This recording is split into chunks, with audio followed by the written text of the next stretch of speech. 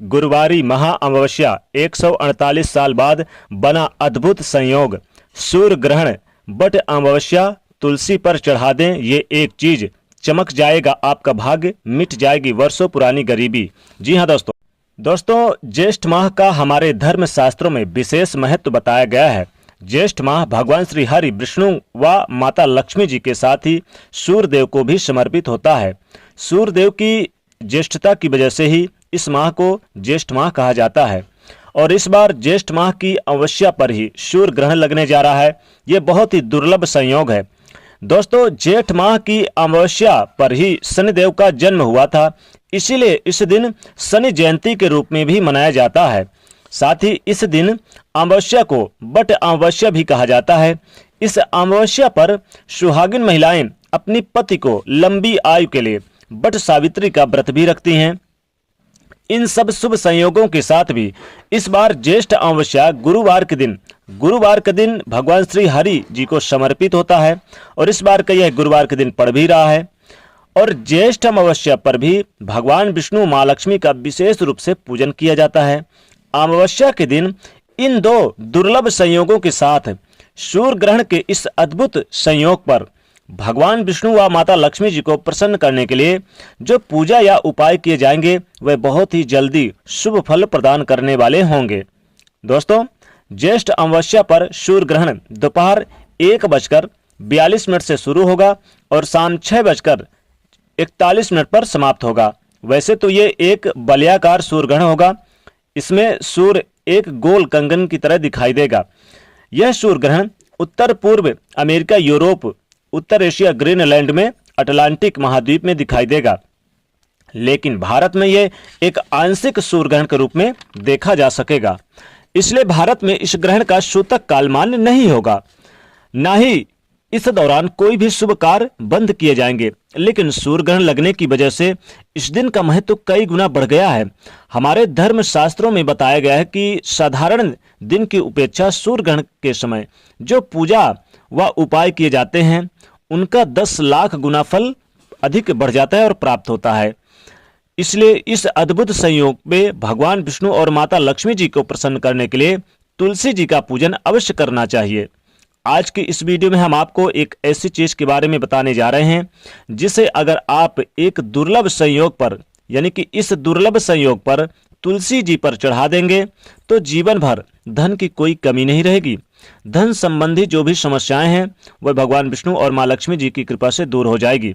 घर में सुख समृद्धि का वास होगा और किस्मत का साथ मिलने लगेगा। घर में धन धान्य की भंडार भर जाएंगे। दोस्तों, वीडियो आगे बढ़ने से पहले इस वीडियो को लाइक शेयर अवश्य कर दें। दोस्तों के बीच अपने फ्रेंडों के साथ शेयर अवश्य करें। साथ ही चैनल को सब्सक्राइब कर लें। दोस्तों, इस दिन किसी देवस्थान पर ये यानी कि करना बहुत ही शुभ माना जाता है। लेकिन अगर आप किसी तीर्थ स्थल पर नहीं जा सकते तो अपने घर पर ही यानी कि स्नान के जल में गंगा जल वगैरह में डाल के स्नान कर सकते हैं।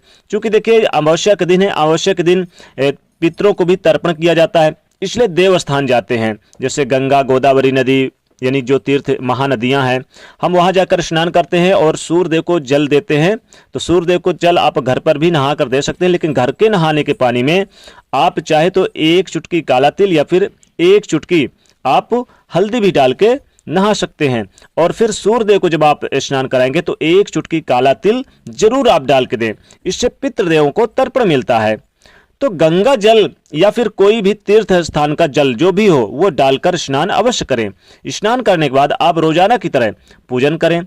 आज के दिन भगवान श्री हरि, विष्णु और माता लक्ष्मी जी का पूजन अवश्य करना चाहिए। साथ में ऐसा करने से घर में सुख समृद्धि तो आती है, साथ ही साथ पितरों को भी आशीर्वाद प्राप्त होता है। क्योंकि हमारे धर्म शास्त्रों में भगवान विष्णु और माता लक्ष्मी जी को ही पितृदेव कहा गया है। भगवान विष्णु माँ लक्ष्मी जी का पूजन करने से पहले 1 कटोरी में पिसी हुई हल्दी लें, उसे शुद्ध जल से मिला लें। उस हल्दी से आप भगवान विष्णु और माता लक्ष्मी जी को तिलक लगाएं। तिलक करने के बाद, हल्दी से तिलक करने के बाद आप किसी फल मिष्ठान का भोग लगाएं। यथासंभव जो भी फल आपने लिया है उसका भोग लगाएं, पंचामृत का भोग लगाएं। लेकिन इस दिन चूंकि भगवान विष्णु जी को तुलसी बहुत प्रिय है तो तुलसी जरूर भोग के रूप में उन्हें अर्पित करें। धूप दीप जलाकर भगवान विष्णु माता लक्ष्मी जी का पूजन करें। अब तुलसी जी का पूजन करें। इसके बाद जब आप भगवान विष्णु और माता लक्ष्मी जी का पूजन कर देंगे, उसके बाद माता तुलसी जी का पूजन करें। तुलसी जी का पूजा करने के लिए सबसे पहले आप एक लोटा में शुद्ध जल लें। तुलसी जी का पूजन करने के बाद आप एक तांबे का पात्र लें, फिर या तांबे का पात्र हो या फिर चांदी का पात्र हो, यानी कि प्लास्टिक और कांच नहीं होना चाहिए, या फिर लोहा भी नहीं यूज करें, सिर्फ क्या यूज करें, तांबे या फिर चांदी का। लोटे में शुद्ध जल भरने के बाद आप इस लोटे में एक चुटकी शक्कर डाल लें। शक्कर डालने के बाद आप इसमें, अगर आपके यहाँ गंगा जल है तो वो भी थोड़ा सा डाल लें लोटे में। अब इस लोटे के जल में थोड़ी सी हल्दी मिला लें, थोड़ी सी हल्दी भी डाल लें। आपको वही हल्दी मिलाना है जिससे आपने भगवान विष्णु और माता लक्ष्मी जी को तिलक किया था।